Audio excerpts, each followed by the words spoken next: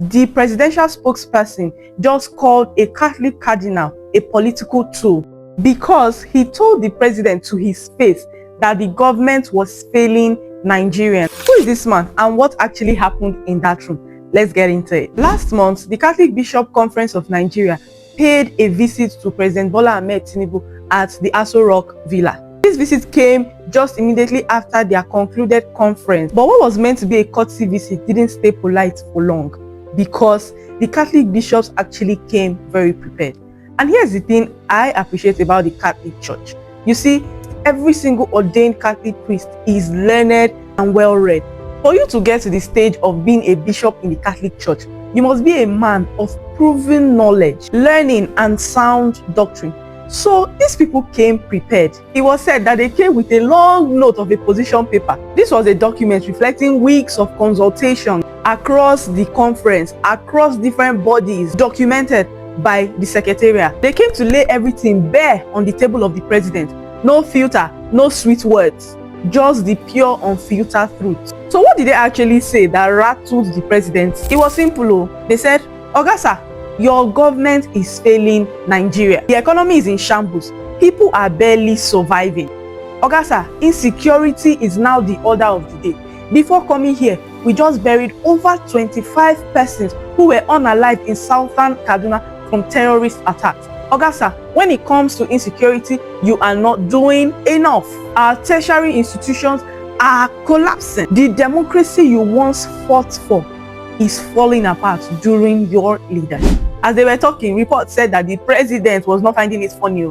The president, his aides, every single person that was in that meeting, their face, it was just going down.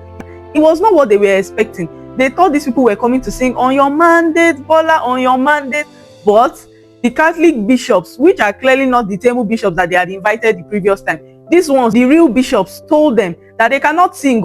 They can only read, write, and speak up on what needs to be said. And that was what they did without any fear or favor. After they finished speaking, trust our Baba now, he gave it back to them. He said, "What do you mean that the economy is in shambles? That's a lie. The economy is actually picking up. My administration has saved this economy from the brinks of collapse, from the brinks of bankruptcy. We are now in a stable economy. Our tertiary institutions are actually doing well.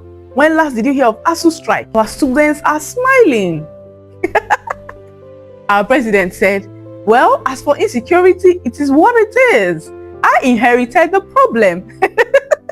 He basically said he inherited insecurity from Buhari and the previous government. So he's trying his best, that they're building more barracks and doing all they need to do to ensure that insecurity is tackled in the country. As for the talk on giving level playing ground for other political parties in 2027 election, our president said all is fair in politics, that he will not sit down and let the opposition press his neck, tie his hand and his leg while he keeps quiet, that they will continue to battle it, they will continue to fight until they get to the finish line, that he's not going to give them red carpet for them to work freely. After all, when he was in the opposition, he also suffered the same fate. That was how the meeting ended though, and everybody thought that that was the end of it, but it was not, because John Cardinal Onaiyekan went on Arise TV News to actually give further reports on this meeting that they had. Who is this John Cardinal Onaiyekan? He was the Archbishop Emeritus of Abuja. He's also one of the most respected voices in Nigerian Catholicism. He has spoken up over and over again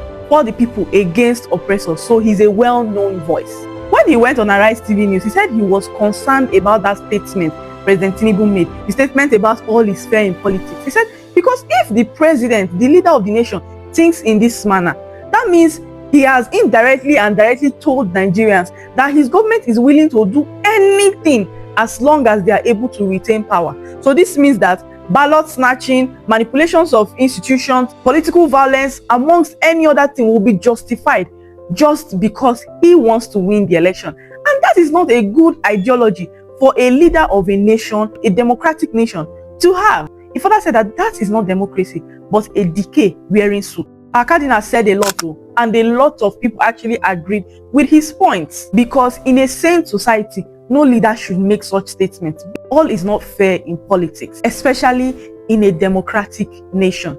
You should be able to give a level playing ground for every other person. Now, here's the part that even gets messier.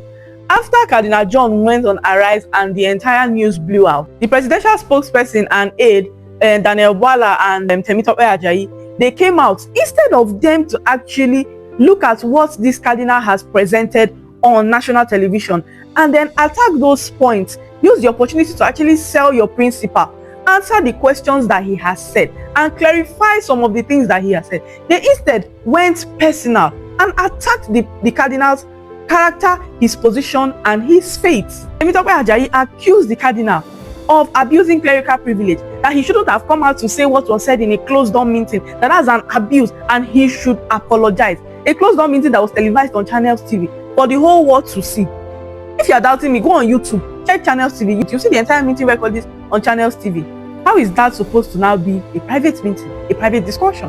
While Daniel Bola came and said the cardinal was not speaking for Christians at all, that he was only speaking for Catholics, specifically Catholics who are supporting Peter Obi. My people, you see how these people try to bring in Obi at every single matter.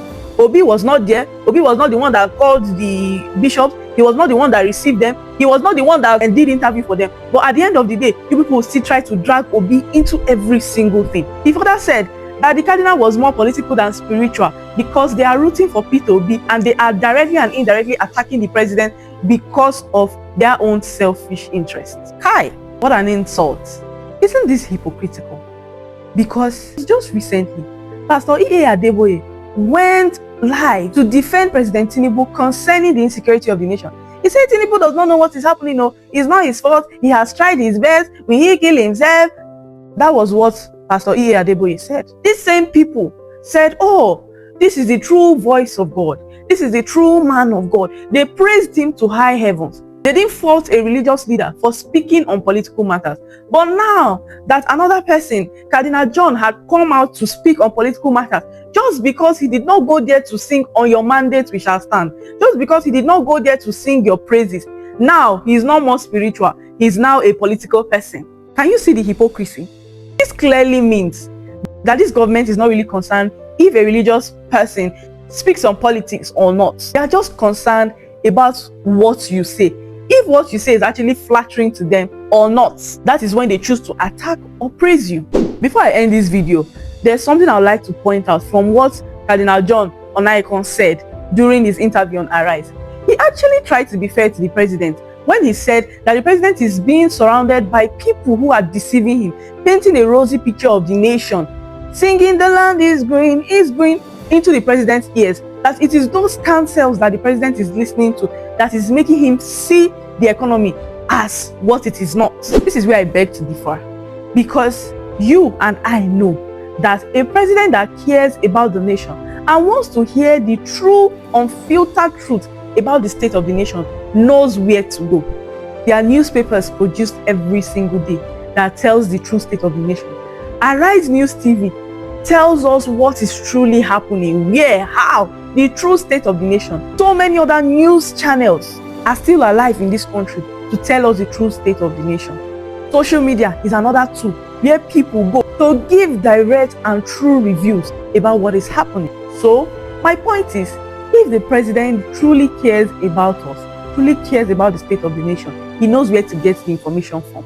But because he is not, he's more concerned about how to win the 2027 election, and that is where his focus is. At the end of the day, this is not whether you like John Cardinal Onaiyekan or not, or if you support Tinubu, or if you support Peter Obi. This is not what this situation is about. It's about a much simpler question. Can the Nigerian government handle honest criticism without turning around and attacking the person who gave it?